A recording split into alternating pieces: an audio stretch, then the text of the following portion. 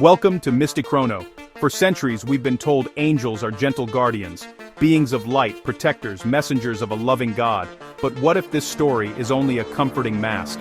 What if the truth is far older, stranger, and more terrifying? Hidden in forbidden texts and ancient scriptures is a reality of cosmic wars, forbidden knowledge, and entities whose power could shatter the mind. Tonight, we open the gates of secrecy to uncover the beings once feared, not worshipped. Creatures whose legacy has been deliberately obscured for millennia. Prepare yourself. The angels you're about to meet are nothing like those in Sunday school. Long before Christianity, ancient civilizations described powerful sky beings. The Sumerians wrote of the Anunnaki, gods who descended from the heavens, ruled as kings, and shaped humanity. The Babylonians carved the Lamassu, winged, lion-bodied guardians, into their city gates, symbols of awe and warning. Egyptians painted falcon-headed messengers like Horus, arbiters of cosmic law, not gentle guides. These beings were not chubby cherubs, but warriors and rulers, demanding obedience and inspiring fear. Across cultures, the pattern repeats. Non-human entities descend, bring knowledge, and enforce order. Offerings were made not out of love, but to appease their wrath. The relationship was one of power, not comfort. So, how did these terrifying sky gods become the serene angels of Christian art? The answer: a deliberate rewriting of history, transforming fearsome beings into comforting figures to serve a new religious order. The fear was written out of the story, but the echoes of those ancient terrors remain. The truth is far more complex than the art suggests. The Catholic Church is one of the oldest institutions in the Western world, with origins dating back over 2,000 years, and in that time, it's collected several centuries' worth of documents. However, these documents are not open to the public. Instead, they are kept in a mysterious vault known as the Vatican's secret archives. It's a huge storage space adjacent to the Vatican Library containing 35,000 volumes of catalogs and 53 miles of shelving. Tom Hanks is probably glad he didn't have to sprint down that endless hallway while shooting the Da Vinci Code. Before we delve into its secrets, it's important to understand that the Vatican is the smallest country in the world and is the heart of one of the biggest religions on the planet. The Holy City only covers 121 acres, that's just 14% of New York's Central Park, and contains a tiny population of around 800 people.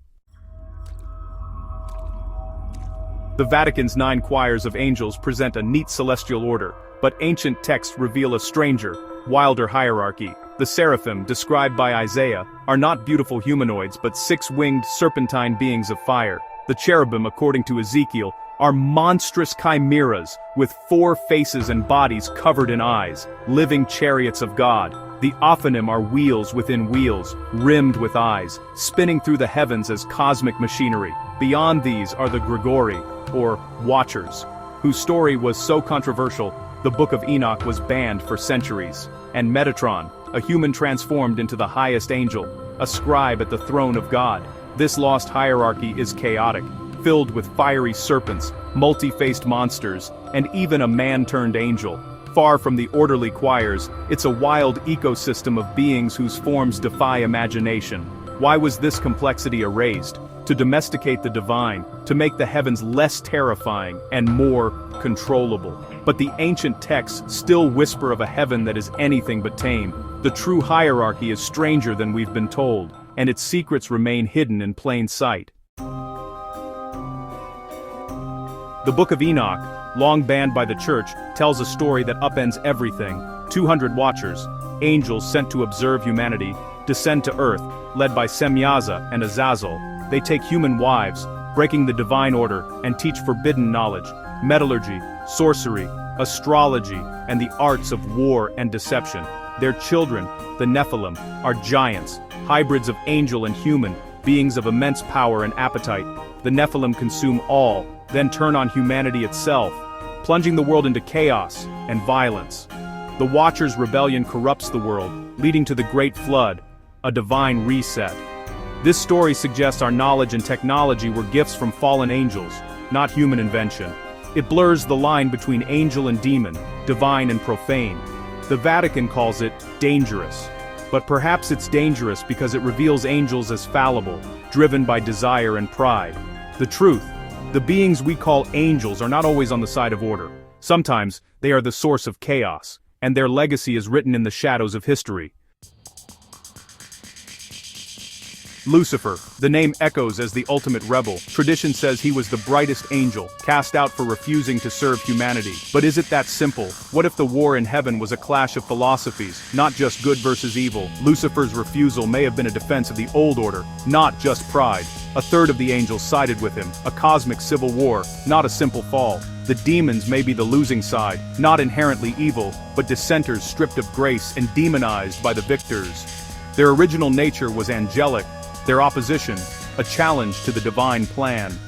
This complicates our notions of duality. The universe is not just light and dark, but a landscape of ancient factions and unresolved conflict. The demons we fear may simply be the rebels who lost, and their story is a warning. The line between angel and adversary is thinner than we think. Sometimes, the greatest heresy is to question the plan. If angels are gentle guardians, why does Scripture describe terror at their appearance? Ezekiel saw a whirlwind, fire, and monstrous cherubim, beings so alien he collapsed in fear. Daniel's angelic visitor was a figure of lightning and bronze, whose presence left him powerless. Even Mary, at the Annunciation, was troubled and afraid.